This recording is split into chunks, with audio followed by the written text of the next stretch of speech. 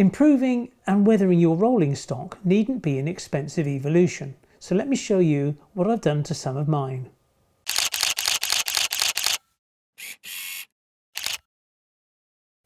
Hi, welcome back to Chadwick Model Railway. I'm Charlie.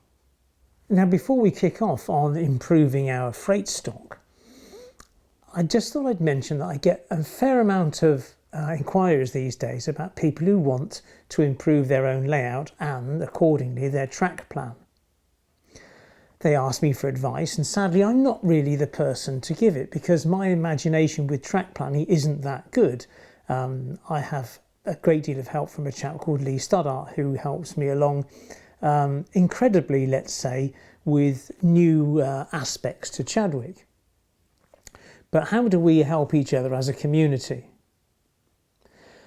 Well, what we could do is perhaps if you consider emailing me your track plan with, let's say, one wide photo, and then I could put that on a website where people can click in and sort of go through track plans and see if there's something there that they fancy. So what I'm asking for is perhaps a few submissions of small end-to-end layouts, larger end-to-end layouts, a small roundy, perhaps a large roundy, but also of various scales. So if you consider that your layout might be worth letting loose on the public, and of course you don't mind people copying your layout, which might be identical, or just adapting a plan that you've got, then please send it in.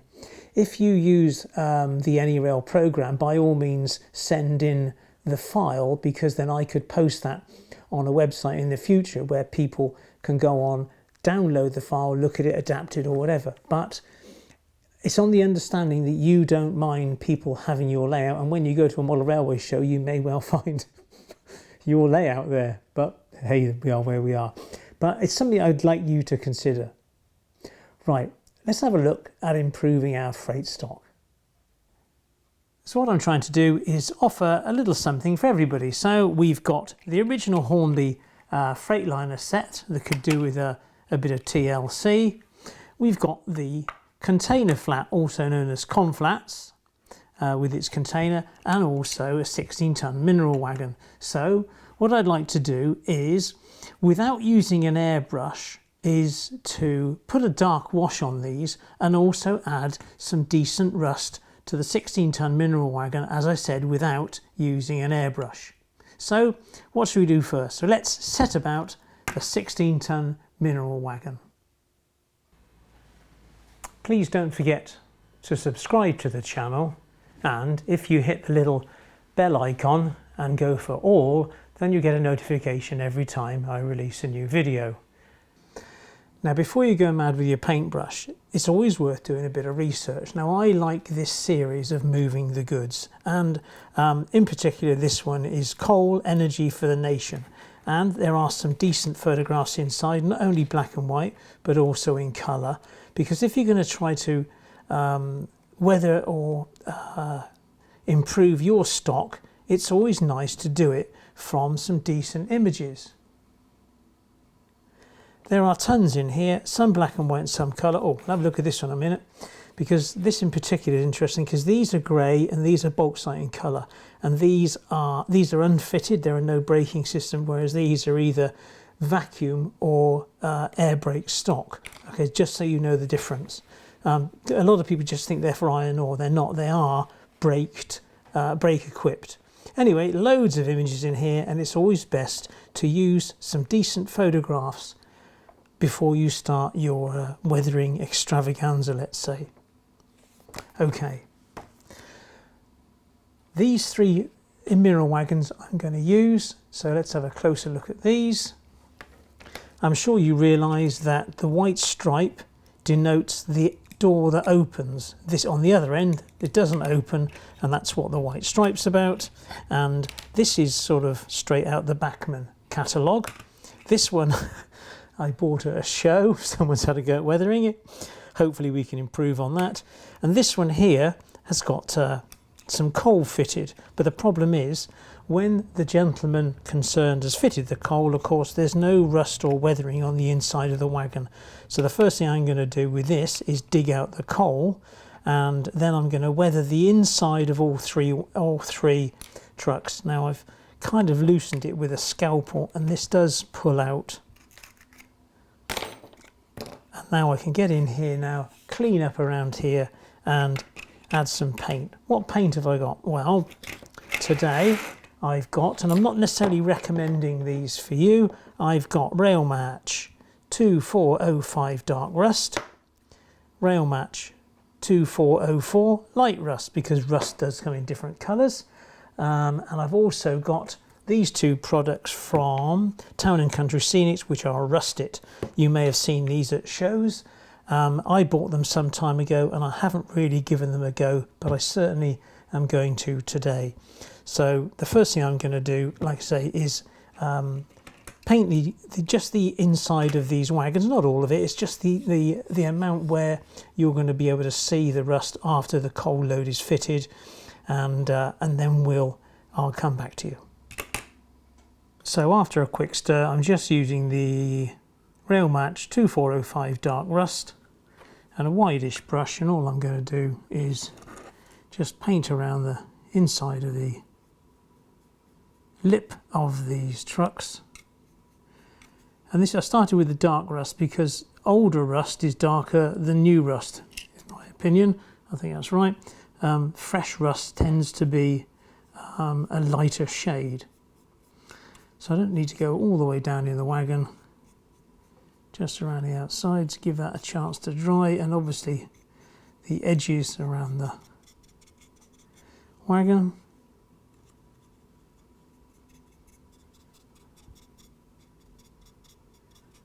And then I just repeat it on all three.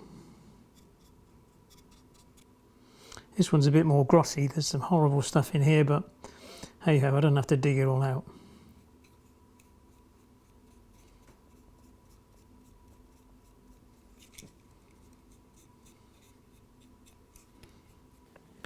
Now during the edit I did clearly notice that this truck does seem sort of a greeny tinge compared to these two, which seem a bit more grey, but there we go. They are what they are. Right, so we shall move these two on, and now with this one we shall apply Rustic. And this is the darker of the two shades, and it's going to be a wipe on, wipe off process. It does say on the jar to stir, so we shall give it a good stir and give it a go. Now the paint clearly has some body to it, as it were, so here's my intentions, is to wipe it all on, and then once it's had a chance to dry I shall use some acrylic thinners. So I should have mentioned that this is an acrylic paint, and I shall then take it back off with the acrylic thinners, and it says it takes 20-25 minutes to dry, so I shall whistle along with this and obviously get back to you. What I'm not doing in this one is spending too much time on the underframe. I'm sure we're all aware that underframes, you know, sort of where you frame dirt or whatever, and obviously you need to whip the wheels off to give those a good weathering as well. But really what I'm concentrating on here today is the rust on the body shell itself. And I'm not going to necessarily do the same on every one. I mean, clearly these no two wagons were the same, and I can't remember how many wagons were built. Perhaps I'll look it up and get back to you. Here's our little truck. It's now dried, and it's pretty much caked in that Rustic. And what I'm going to do is get some thinners. I always decant it into a little jar because knocking over the bottle is never such a good idea. And using some cotton buds, I'm now going to remove a great deal of the paint, the rusted paint, as it were. So let's see how we get on with this.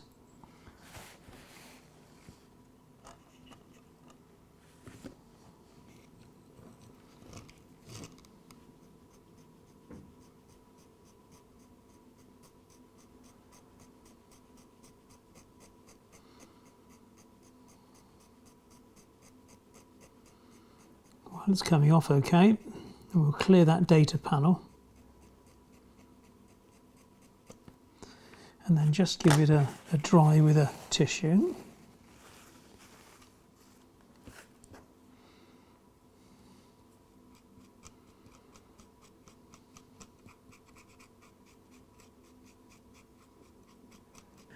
Well, here we go. Now we've done a little bit of the weathering. As you can see, that's the one I haven't touched. This one here is the one that someone else had weathered on the other side, but I gave that a heavy going on that side so we can see a comparison, and this is the one I've just done sort of lightly. But it is a bit mundane, it's only one colour. If I take that one out of the way a moment and I bring in the others, which I've been doing because it would seem silly to mix a load up without doing a lot, and you can see, well, here's 6 now, and they're all a little bit different, but they do seem a bit monotone with that one shade of rusted.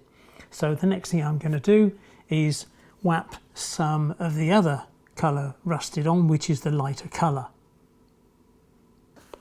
Now I did make the mistake earlier of not using a stiff bristle brush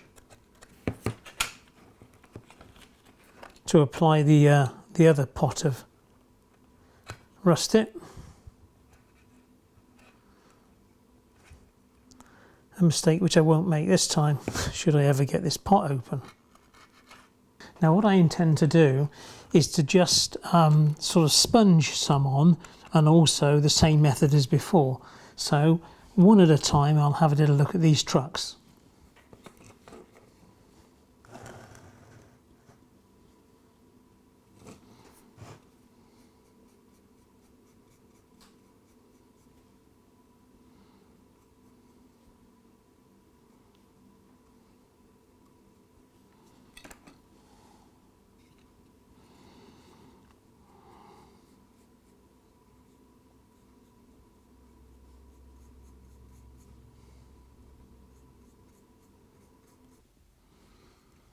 So this one I'm just going to sponge some on.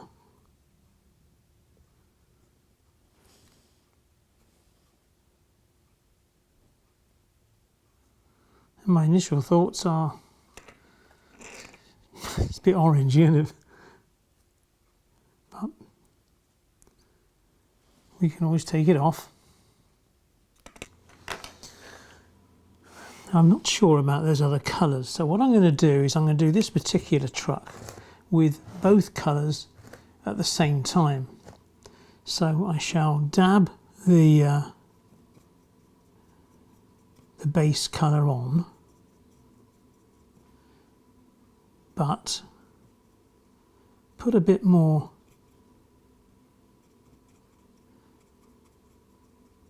variation in it as we apply the very first coat.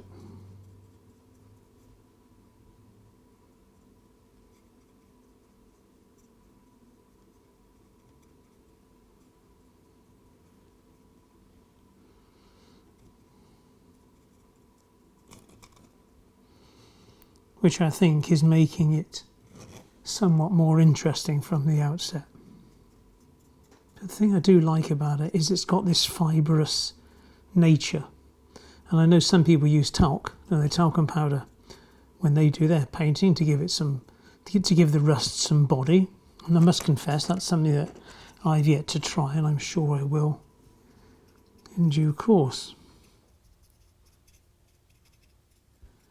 So we shall leave this one to dry.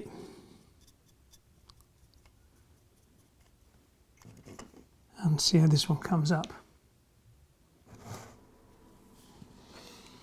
Now looking at these two, this was from the first batch and this is the one I've just done. and hopefully you'd agree that this one here has more tones to it, and you can see the sort of the vivid yellow coming through here, whereas this one tends to look a little more dull.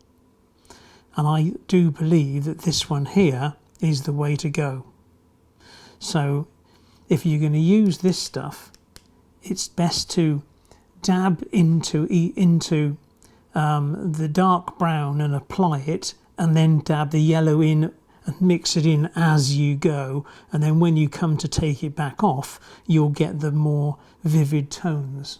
Well, we're nearly there now, and I've just noticed this is a very, very early Hornby model, and it really is pretty grotty. I've only just noticed it's got plastic wheels.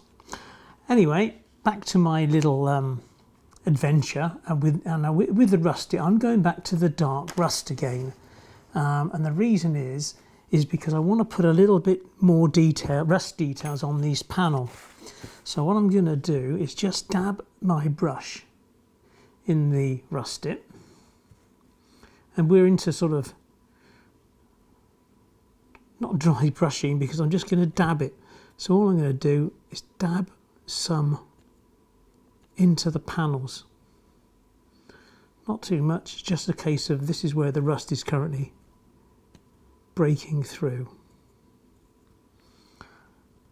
Easy, not too much. We can always put more on. Of course, you can't just take it off as easy as that. So pop some in the panels just to break up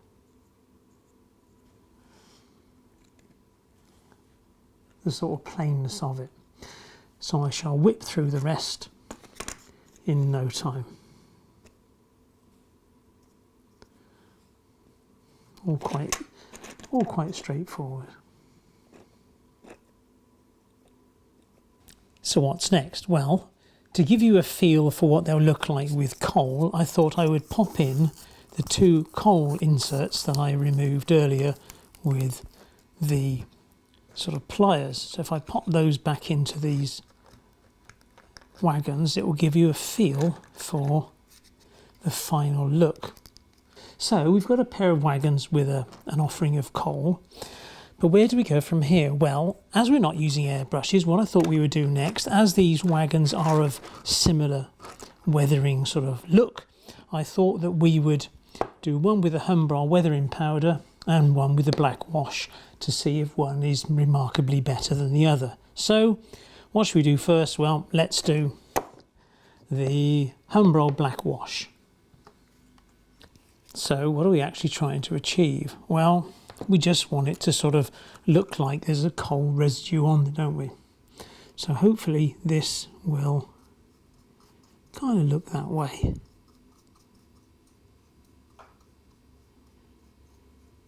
It certainly does take the shine off, but I do tend to remove the effect a little with the paper towel. And now hopefully you can see the effect if I swing it around to the other side and do the same with this one. And the black wash is obviously absorbed into the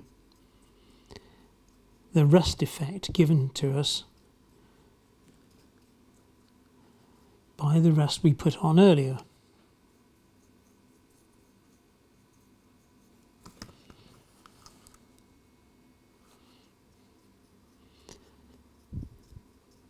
And I think with the coal effect on the wagon, you tend to get a better appreciation of the now stark greyness of the vehicle. It does look, for want of a better word, blacker.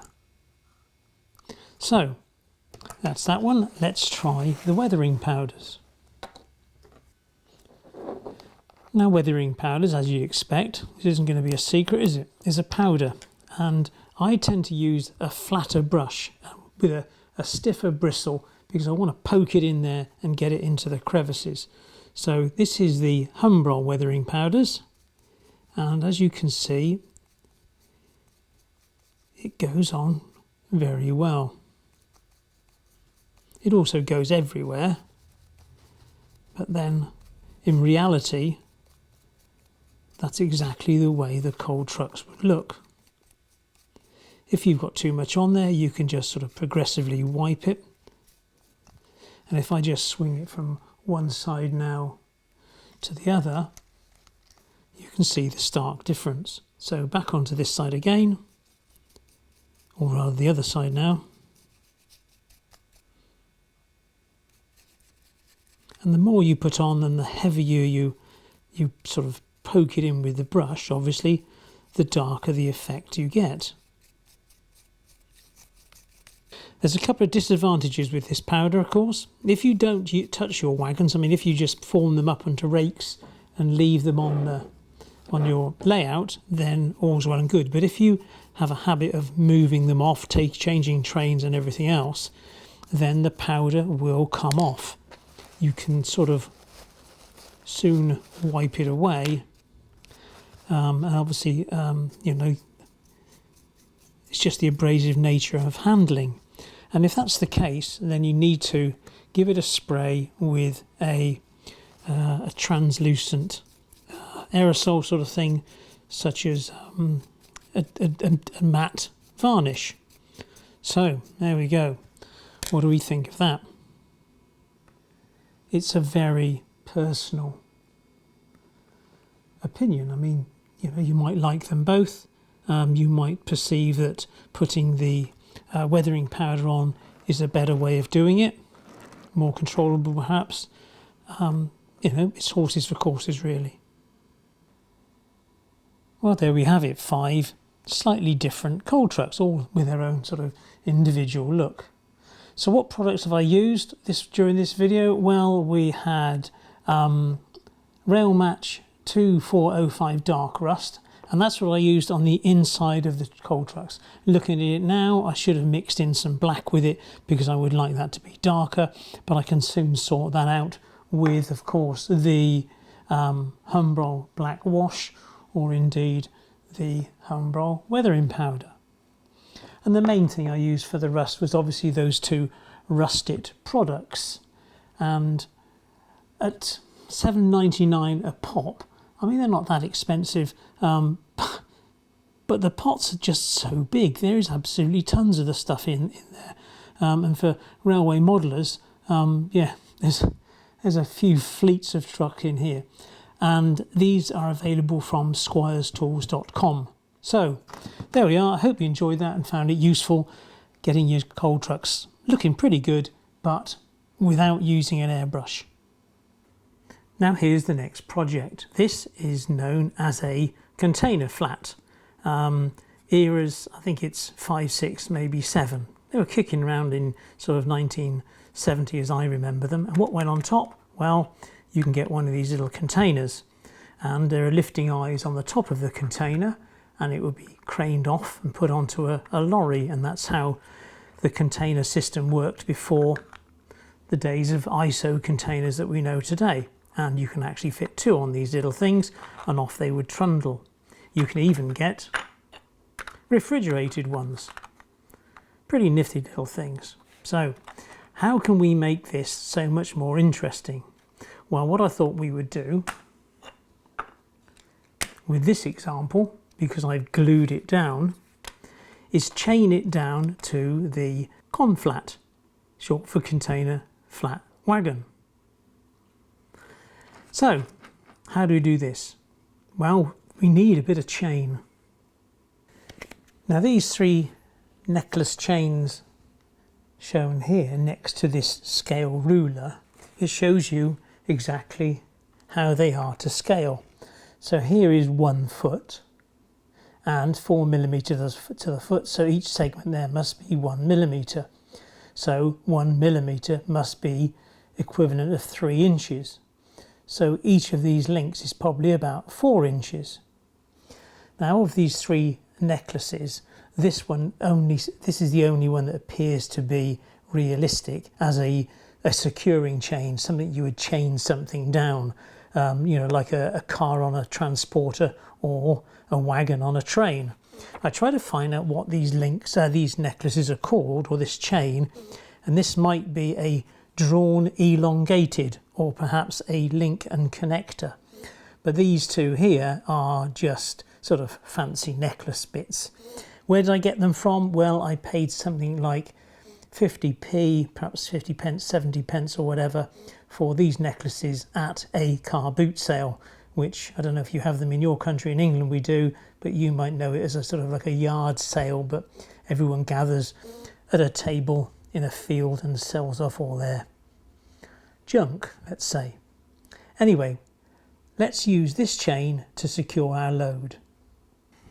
Okay, hopefully you're ready for the serious bit. So what I intend to do is cut some of this chain up, super glue it from the wagon to the container.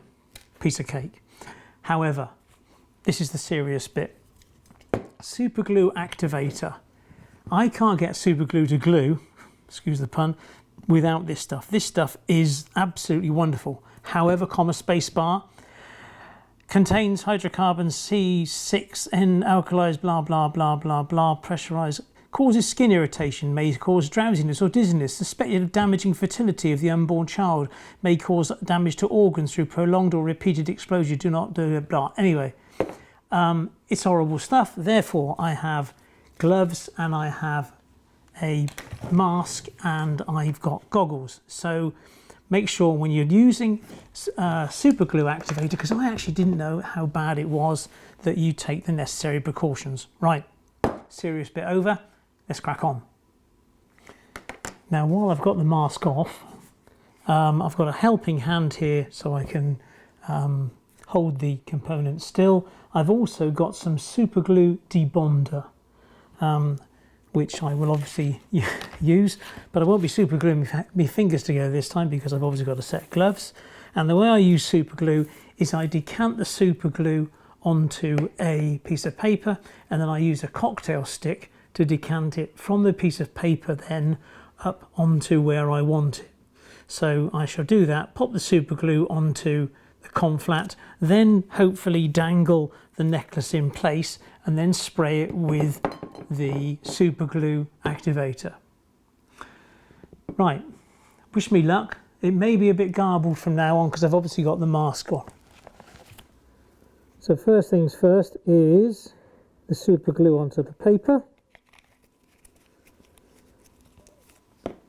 And then with everything in place, if I zoom you in a little bit, hopefully you'll be able to see.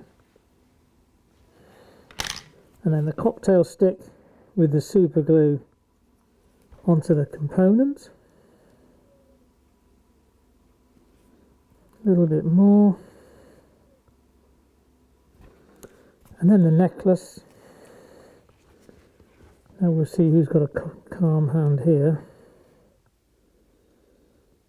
So the super glue onto there, and then hopefully if I spray it while it's in contact,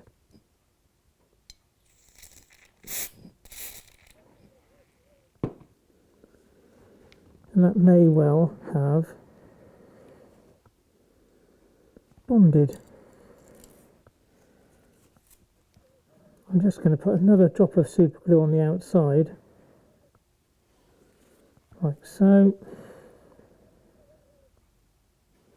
and another bit of the activator, and hopefully that will sort it. Well, that appears to have worked well, but what I need to do now is to super glue it to the chassis. Now I had thought about cutting the chain first, but then I think it will be very, very hard to get it to get in place. So I think what I shall do is I'll super glue it in position and then cut the chain.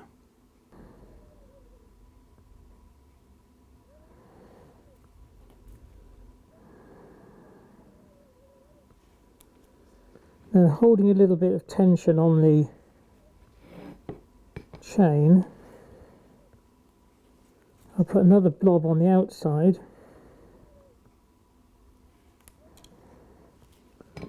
and then with the activator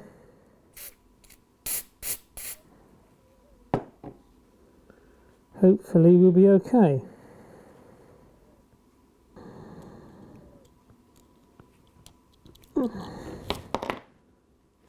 Okay. Well, the question you've got to ask yourself now is, do you like the effect? Is it worth doing the others? Well, it looks okay. It is a little bit blotchy, but I'm sure with a little bit of paint and maybe a little bit of a scalpel to take some of this excess super glue off, I think it will look just fine. So all I have to do is nip off and do another 3. Well, there we have it, 3 chains later, and we have our little conflat. Little bit of super glue spillage on the side here, if you can see. You can see it's a little bit glossy. I only just spotted that, sadly, but well, almost without injury then. And you can see these sections here look a bit milky, but once I put a coat of paint down these chains, hopefully we should be able to hide most of that. So up to now, pretty good. So we've got rail match frame dirt, which is 2402, to give us a kind of a browny feel to these lines, and that might do what's the word I'm looking for? Adequate. Yeah, seems to be okay. Takes the certainly takes the shine off these cables.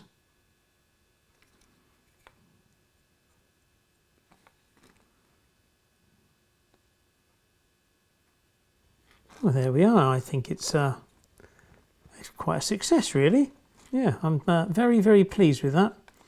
Yeah, what an interesting little job. Now, as I mentioned earlier, there are these moving the goods type booklets, and this one is dedicated to container trains. And if you look on inside, you can see decent colour pictures of the Freightliners in service.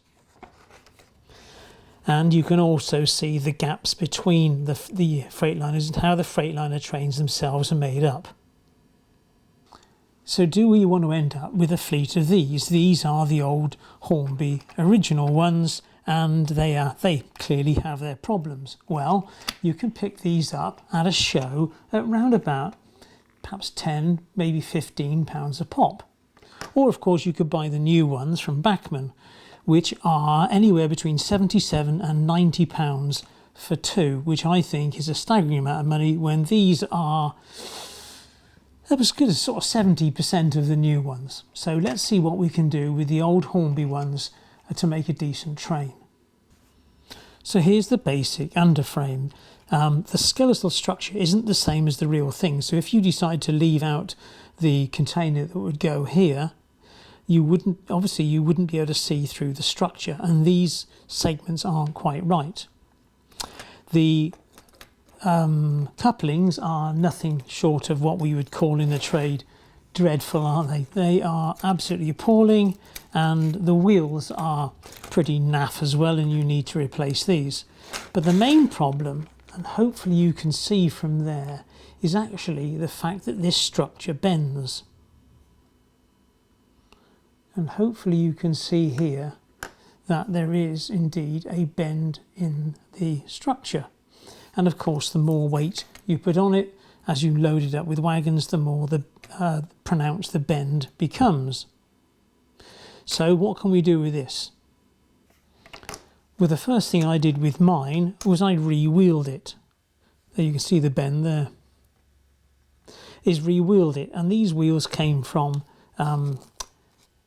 www.petersspares.com, wagon wheels 1 pair, so you buy a pair at a time, and I believe they're PS33 10.5mm plain, but please check should you decide to buy some because you don't want to get it wrong. Now, a little bit more about these wagons. These wagons come in a rake of 5, and in reality you can't break them up because they have a steel bar linking one set to the next. So they come in groups of 5, and normally you would see three sets together, i.e. 15 wagons. Now, I'm going to make my rake up as in one rake of 5, and I've bought the wheels accordingly, and I've also changed the couplings over to KDs so I don't get the same dreadful effect as the old tension lock couplings. But how do we dress it up to make it look a lot better? Well, you can, as I did, buy the S kit, and here's the S-kit concerned, and you get a bag of bits which are basically white metal components. You put it all together and you naturally improve the couplings and the look of your train. However, I bought this some time ago, and now when I read the instructions and it refers me to figure 1, and of course I've lost the diagram, so I kind of am where I am. So I shall fit a few of the bits and we'll leave the others to a later date when I find the kit, when I find the instruction leaflet. Some bits that were in there that are really useful are these bits here.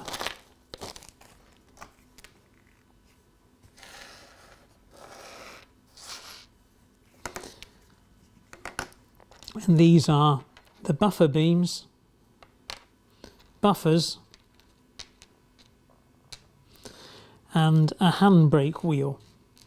Because these are the only major items that you can see from the outside as you look in. You can also see an air tank, but I may put those on. And as you can imagine, at the end of this train, when you have a container, you really need a buffer beam. Let's put that one in the right place. You really need a buffer beam then, so you can finish your wagon off properly. If I can hold that still, with a set of buffers. Anyway, what I shall do is give this a little blast of paint, and I'm going to use a Humbrol acrylic paint rather than an airbrush. So just give that a quick spray down, and then we'll look at starting to fit it out. Now, you may have seen enough super gluing for one day, so I'll just explain what I need to do next. I need to put this buffer beam on to the end of the wagon, and I need to glue the 2 buffer stops into the buffer beam. I've got an air tank to glue underneath and 2 hand wheels, and here you can see the effect of the Humbrol aerosol paint spraying. So I shall just super glue these back in and get back to you. Well, the latest super glue mission is complete, and as you can see, I've super glued on the buffer beam and the 2 buffer stops, and not surprisingly, it looks much better. And if I bring in the ordinary one without it, the end of the train would look rather silly going along with no buffers at all. And then if I pop a container onto this one, you get the general look of it, which is pretty nifty, really. It's a massive improvement. What else have I done? Well, as I said, I've super glued a hand wheel on both sides and an air tank underneath, and the rest of the enhancement pack, let's call it, is on the side awaiting the recovery of the instructions. And when I get them, I'm sure I'll fit them and we'll come on in leaps and bounds.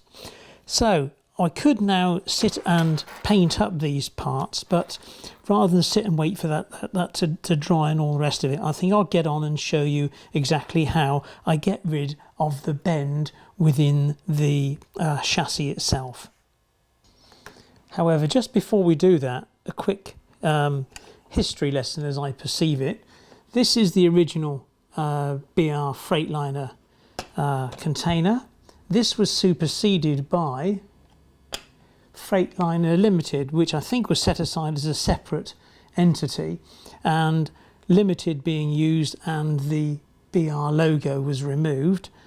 At a later date, which I'm not too sure when, Freightliner then changed their look to a totally different container, obviously the same dimensions, but a quick revamp. And you'll also find occasionally an insert that for non-standard loads. So if you wanted to shift a vehicle or whatever on a Freightliner wagon, then clearly that was the way you could do it. So there we are, the 3 different Freightliner containers and the one for miscellaneous loads. So now we need to sort out which ones we're going to fit on our Freightliner wagon. Now, I had contemplated for quite some time how I would stop this wagon bed from flexing, and I bought some brass box section. I thought, well, you know, perhaps I could knock down some of these partitions and glue this box section in place to stop it flexing. However, on a trip down to McKinley Railway with David Townend, and there should be a link up in the corner to McKinley, I noticed on theirs they had actually used screws to screw their containers down. So that's what I'm going to do, and I'll start with the centre one. Now, the centre one, I thought we would have a Freightliner limited one in the centre. So all I do is pop this into place, like so, and the next pieces might seem somewhat brutal. Here's the first piece we do, is we drill a small hole through the centre with this little pin vise.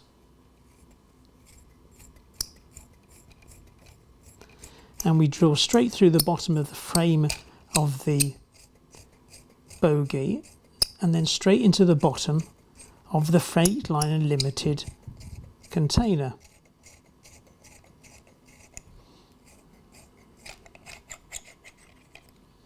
And if you think that's brutal, you wait till you see this piece. Now the pilot drill, I've used a 1.5mm drill, but I'm going to follow it with a 3mm drill. And this is where it looks somewhat agricultural. So a 3mm drill.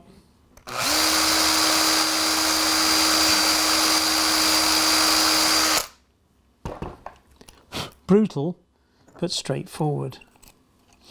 Now, obviously we've got a hole straight through into the container, and this is where you might need a pen if you're going to try and copy this down, because I'm going to use wood screws. I had originally thought of inserting a piece of timber inside the containers, so I would drill through into the piece of timber to pull it down. But I'm not, because these self-tappers will grip it enough, and these are, in old money, size 3/8 times 6. So that's a 3/8 screw, size 6, or in new money, that's a 3.5 times 10mm screw. That's a 3.5 times 10mm, or in old money, 3/8 size 6. So we pop this in. You can feel it cutting the thread as it goes in. And you can also feel that it straightens out the bogie and takes away the bend.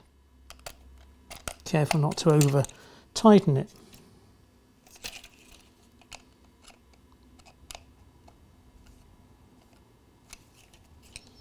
Lovely.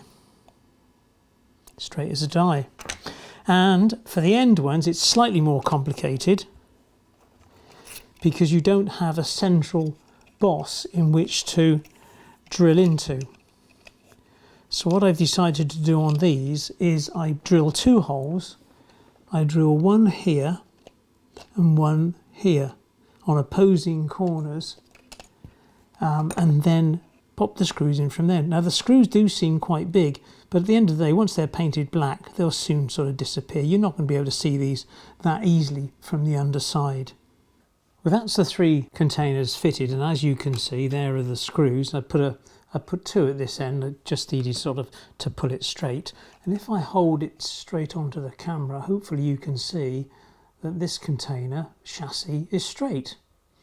So there we are. It's to me, it's looking pretty good. And this is the major change, of course, is now you've actually got a buffer beam rather than this just sort of blunt end that the original Hornby ones came with. So that's a massive improvement, really.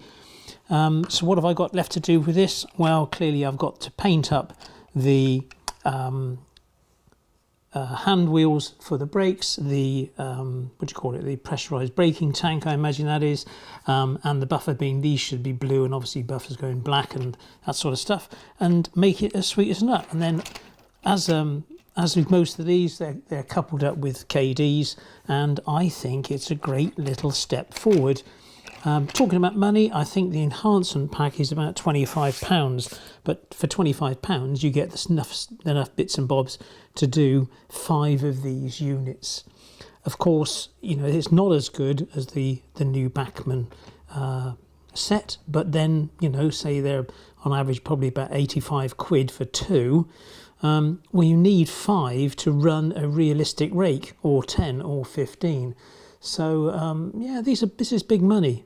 But at the end of the day, you know, these aren't massive O-gauge stuff. You know, it's going to go trundling around your layout with, you know, it is what it is. So what do I need to do else? I mentioned about touching it up, and obviously I could do with weathering down some of these containers and making up the other three, obviously, accordingly. I do hope you agree that the enhancements are quite remarkable, really. I mean, these little chains on this AF wagon make all the difference. And if you know anything about chains, please leave a comment, because trying to source these kind of things is quite difficult, and I'm sure the whole community out there would like to know where you can get hold of decent scale chains. The weathering on these trucks, I think, is quite phenomenal, really, considering where we started and the degree of manipulation you get with these products. So I'm very pleased the way these has come out. And of course, we've got the Freightliner, and I've dropped a bit of blue paint now over the buffer beam, but this is really coming on without spending an enormous amount of money on the replacement up-to-date editions. Well, hopefully you've enjoyed a little bit of rolling stock enhancement rather than the normal layout progression. It just makes a nice change. If you have enjoyed it, please give us a thumbs up.